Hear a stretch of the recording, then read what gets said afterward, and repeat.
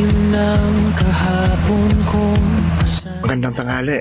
Nature trip adventure ulit tayo ngayon. Ang kaibahan lang sa mga nagdaang nature trip natin, ngayon nasa ilalim mismo tayo ng tulay. Hindi katulad ng mga nakaraang nature trip natin na medyo malayo siya sa main road or nasa gitna pa ng gubat. Ngayon nasa gilid mismo tayo ng national road or nasa ilalim mismo ng tulay. Kaya sobrang easy to access po ang lugar na to.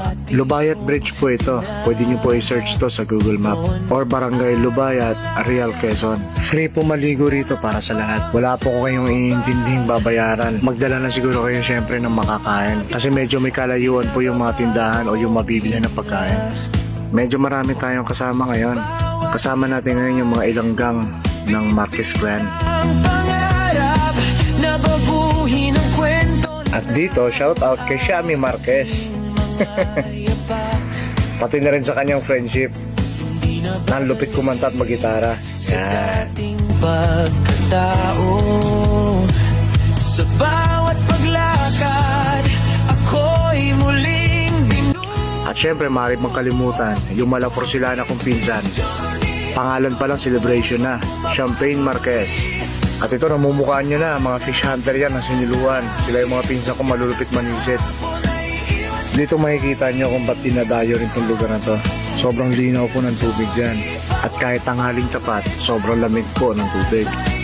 Ito na nga, sinubukan na natin lumusong. Katirikan po ng araw dyan, sobrang init sa taas. Pero sa tubig, as in sobrang lamig. Tignan nyo naman kung gaano kalinaw yung tubig. Hindi po ako nakaupo niyan. Nakadiretsong tayo po ako niyan pero kitang-kita pa rin yung pa ako sa ilalim ng tubig. So ganyan po siya kalinaw. Sa bundok at dagat, pag-asa'y sumisikat. Kaya tara, subukan natin lumangoy. Probinsya, bawat bayan, may kwento ng sakit at lakas na nalalaman.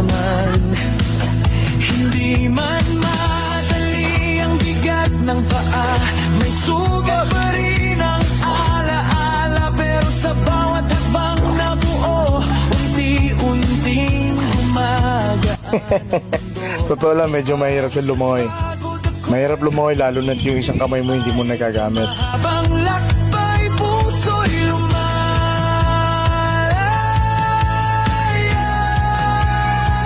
Ito ang Mystic Journey, kwento ng pusong bumabangon muli. Ditong parte, medyo may napitikan yung mata ko. Tinitignan-tignan pala ako ng mga kabataan na to. Kaya sinubukan ko lapitan. Sobrang hiyang-hiya naman umarap sa camera. Pero shoutout sa inyo mga totoy. Sana lang nakapaghugas kayo ng plato sa bahay nyo bago kayo magugumala, ano? Naglalakad tungo sa pagbabago. Pag-asa.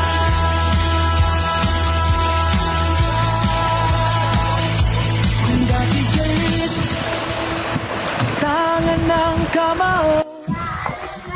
What's up guys? May lakas ko'y Sabi si Yasin na lang niligo. bago.